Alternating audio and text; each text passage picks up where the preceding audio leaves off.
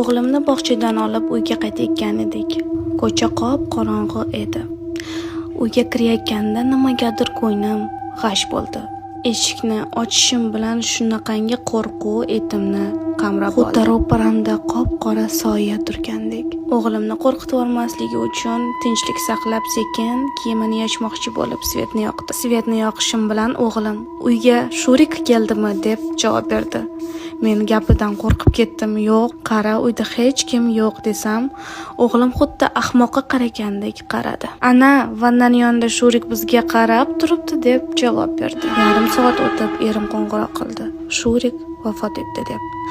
Shurik o'g'limning amakisi hamda tutingan otasi edi. Bu voqeani internetdan eshitib sizlar bilan bo'lishkim keldi. Va yana shu doktor Altayan очищающий balzami bilan bo'lishkim keldi. Qaranglar, matviy pomada, konsiler, tush hamma yo'lni zo'r o'chirib beradi. Hech qanaqa yuzingizni tortirmaydi va